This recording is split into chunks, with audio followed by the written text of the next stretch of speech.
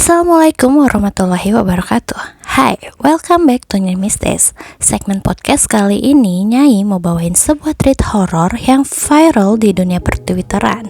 Penasaran? Yuk langsung aja kita bahas ceritanya. Kalau beberapa tahun lalu sempat viral sebuah treat di Kaskus tentang kisah Pak Sutri yang selama 4 tahun tinggal di rumah berhantu di wilayah Depok, Jawa Barat. Nah, minggu ini ada lagi kejadian serupa tapi tak sama. Ceritanya bermula di tahun 2008. Rizky, 22 tahun, warga asli Bandung, Jawa Barat, berhasil ujian masuk universitas dan hijrahlah si Rizky ini ke wilayah Yogyakarta karena memang di sanalah universitas impiannya berada. Di treat tersebut, kita sesampainya di Yogyakarta, Rizky ini udah milih kosan yang dekat sama kampusnya itu, tapi sayangnya kosan tersebut penuh. Sejurus kemudian, Rizky akhirnya dapat nih kosan yang menurutnya cukup asri, bersih, dan bangunan kosannya yang bakal dia tinggalin ini juga terlihat seperti kosan yang baru dibangun. Rizky juga ngaku nih kalau selama ospek dirinya masih ditemani sama ibunya, dan selama ditemani ini gak ada penampakan dan hal-hal ganjil lainnya. Sampai ketika perkuliahan dimulai, Rizky mengaku para penunggu kosan tersebut mulai menunjukkan eksistensinya.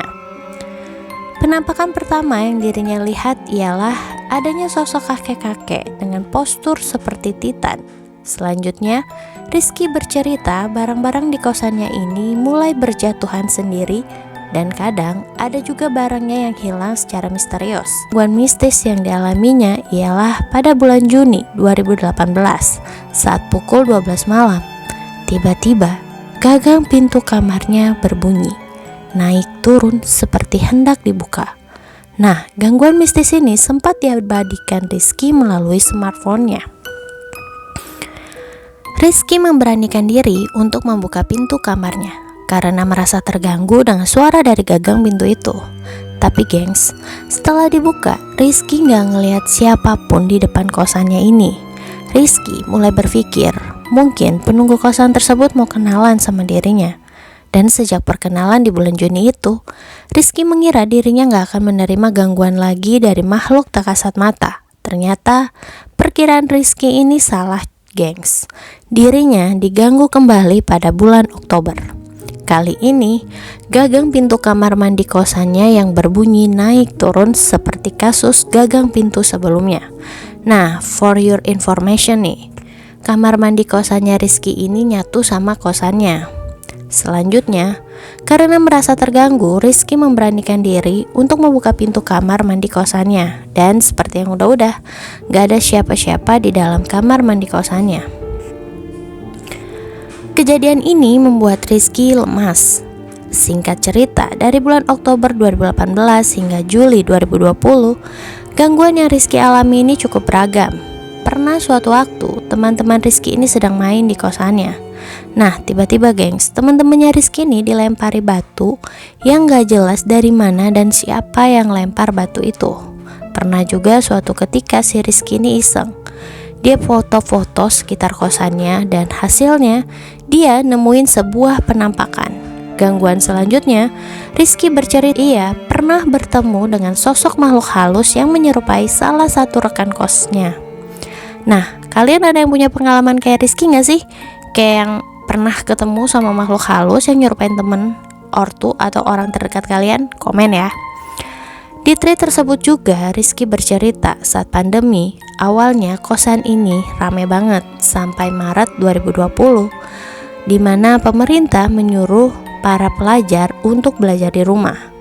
Para penghuni kosan pulang ke daerah masing-masing, tapi ada teman Rizky yang bernama Franz sengaja memang ngekos biar bimbingan skripsinya gampang atau dekat. Tapi ternyata kosannya kosong. Si Franz ini ngaku gengs ke Rizky kalau dia juga diganggu terus oleh makhluk tak kasat mata. Kamar Franz dan Rizky ini bersebelahan, berada di lantai 2. Nah, lanjut nih, kata Franz, gangguan yang dia alami mulai dari suara lari bolak-balik di depan kamar sampai ngelihat penampakan nenek-nenek. Karena gak kuat, Dari Juli sampai September 2020, kosannya ini benar-benar sepi banget. Rizky ngaku di lantai 2 itu cuma ada dirinya aja yang masih di sana. Ya karena wilayah Rizky ini cukup jauh. Lagi juga Rizky pengen selesaikan kuliahnya tepat waktu. Saat itu Rizky berambisi untuk segera merampungkan skripsinya. Menurut Rizky di lantai dasar itu masih cukup ramai. Ibu yang punya kos pun ada di lantai dasar. Gangguan demi gangguan yang Rizky alami makin menjadi-jadi, dari mulai jemuran jatuh sendiri saat Rizky sedang mengaji, benda pindah sendiri, pintu-pintu kosan yang kosong tiba-tiba kebuka sendiri. Merinding banget gak sih gengs? Nah lanjut ya. Suatu hari Rizky pernah dikunjungi temannya yang bernama Siki. Saat itu pintu kosannya ini gak dia kunci. Dalam tweetnya Rizky cerita, saat temannya berkunjung, ia berada di kamar mandi dan sedang BAB. Kemudian si Kini buka pintu kamar mandinya kan. Nah, yang bikin Rizky heran, si Kini kayak yang orang bingung gitu. Dan ya logika kan ya, kalau lihat teman BAB harusnya kita kaget atau ngomong maaf dan lainnya. Tapi ini temennya si Rizky ini benar-benar bingung gengs. Nah pas selesai dari toilet, Rizky nanya nih sama temennya perihal kejadian yang tadi itu. Terus kata Rizky, si Siki ini gak lihat Rizky di kamar mandi. Aneh banget kan? Oke, gangguan selanjutnya, lampu belajar Rizky bergerak sendiri saat ia sedang melakukan video call bersama teman-temannya. Momen ini sempat direkam juga sama Rizky. Alhasil kejadian ini membuat Rizky mengungsi di kosan temannya. Gangguan lainnya nih, Rizky pernah juga ngalamin kayak erap-erap gitu sampai badannya memar. Gangguan lainnya saat ia balik ke kamar kos. Tiba-tiba kamar kosnya berantakan. Padahal saat ia tinggal dalam keadaan rapi dan terkunci. Pernah suatu malam sekitar jam 2 pagi, Rizky ini mendadak lapar. Ia mutusin untuk mengambil sesuatu di kantin Kejujuran yang udah disiapin ibu kosannya. Waktu menuju ke kantin Kejujuran, Rizky ini ngedenger suara rame-rame kayak ketawa-ketawa gitu. Tapi pas ia mendekat, suara itu hilang. Dan kalian tahu nggak gengs, pas si Rizky balik ke kamarnya, suara itu pindah ke kamarnya. Dan di situ si Rizky ini lemes banget. Rizky juga pernah mendengar suara seperti alarm jam yang mirip pemberitahuan pengumuman di stasiun kereta. Padahal pada hari-hari sebelumnya dirinya gak pernah dengar suara itu. Berbagai gangguan terus ia alami bersama teman-temannya sampai ia dinyatakan lulus dan meninggalkan kosannya itu. Mengakhiri tweetnya, Rizky cerita di awal bulan Februari, tepatnya di lantai atas kamar kosannya, ia dan satu seniornya, Bang Andra, nemuin rambut panjang segumpal gitu berada di setiap sisi balkon kosannya.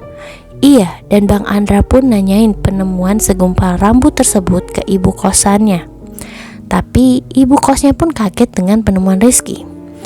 Rizky nanya kan sama temennya yang indigo. Nah kata temennya yang indigo ini, kalau rambut itu punya hantu perempuan berambut gimbal. Dan emang rambutnya ini sering rontok. Dan hantu perempuan berambut gimbal ini memakai baju berwarna merah. Penemuan rambut itu menjadi gangguan terakhir Rizky di kosan itu. Kalian nih pasti nanya kan, kok udah tahu horor masih ngekos di situ? Nah dalam tweetnya Rizky ngejelasin kalau dia nggak mau pindah karena ibu kosannya yang udah kayak ortu sendiri.